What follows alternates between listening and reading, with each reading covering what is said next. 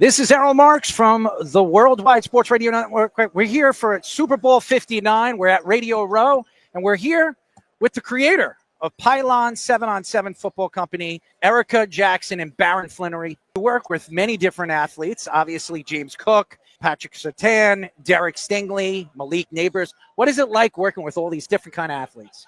For me, I think it's really cool that we get an opportunity to have an impact on the youth's lives.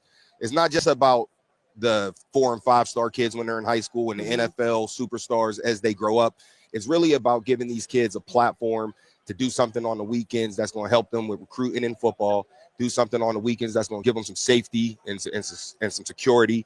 And then also it's an experience that a lot of kids don't often get an opportunity to experience, not just playing in the tournament, but the things that are involved in it, getting on planes, sleeping in hotels, traveling to different states, meeting people from different cultures, different walks of lives. That to me is way more impactful than the guys that we get in the NFL. But that's very cool too. I'm not going to say that's not. I do enjoy walking in here and guys recognizing who we are. We're first cousins. I didn't know that. Yeah, a lot of people don't know that. Now I figured that out. So now I could see the resemblance. I think I can. At first, we butt heads a lot. It wasn't something that I was planning on doing. Baron's a visionary, but he needed help with all the nuts and bolts.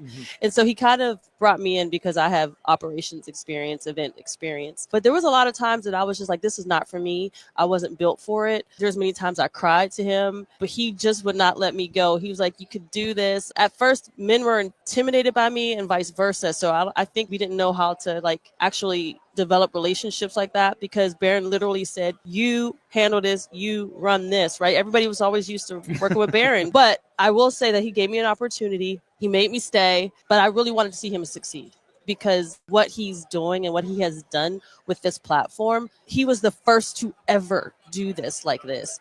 And so everybody that you see now on the circuit has really fallen on the backs of him and gained all of this experience and stuff by what he's accomplished.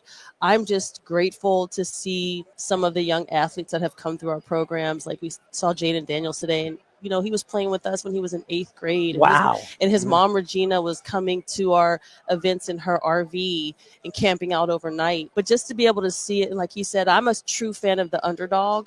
And yeah, we get the 3, 4, 5-star kids, but there's kids out there that are just as good, if not better sometimes, that people don't get an opportunity to see. So I always rally for those kids, because literally what we want them to do is eventually get a free education. Now, if they do something beyond that, that's amazing and impressive in all of itself. But we're really just trying to have an opportunity to have kids to be able to do exactly everything that he just stated. I think football is so big worldwide, and now it's becoming, NFL wants to bring football to England, maybe even in Germany. They have them all over the world now. I mean, I remember Tom Brady, his final year with the Buccaneers, the first game in Germany. Do you see the NFL bringing a European team at any point in the next 10 years? I don't see why not. I mean, I don't know what their plans are. I could foresee that happening. They've taken initiative to do Mexico and Germany and so on and so forth. And then with the Olympics and flag football and the NFL really pushing that, absolutely, there can be a franchise that's not here.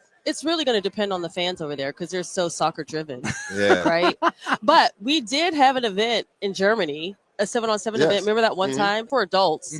But it's such a different makeup over there. It's such a different world. Soccer is huge over there. So it will be interesting to see how the NFL can maneuver their way into that sector and get a team over there. So it'll be pretty cool. Caitlin Clark, Yes. what she's done for women's basketball, the development and all these deals that she's getting now. A lot of people have taken shots at her. You want the game to grow. You want it to take it to the next level. When you see somebody like your son who wants to develop to be the next LeBron James or a Kyrie Irving, what do you think your son needs to do to completely transition his career into college sports and maybe into a professional game? So I was talking to somebody about this. To make it to the NFL, you have to be extraordinary. To make it to college, you just have to do the ordinary extra. You just have to do work every single day. You might not have the God-given physique and God-given abilities that make you a professional athlete. But with work, you can definitely earn scholarship. You can certainly get an education. You can certainly have an opportunity to stay in sports. You know, you love the sport. There's avenues outside of the pros. As far as my son, I don't look for him to go to the NBA. If he does, I'm behind him. His dreams are there. I just want him to get great grades and have an opportunity to go to schools that a lot of kids don't have the opportunity to go to because they can't grade. Didn't you just say you're a visionary? Yes. So you got to vision it. You got to look through your own eyes and tell your son, Trey, you could be a professional athlete. I promise you could be a professional athlete. Anybody could do. If you put the work in, you put everything into everything. You want to be the best. I want to be the best. I find this conversation Not very funny everybody because wants I to see be it the totally best. different than what he's saying about on this interview.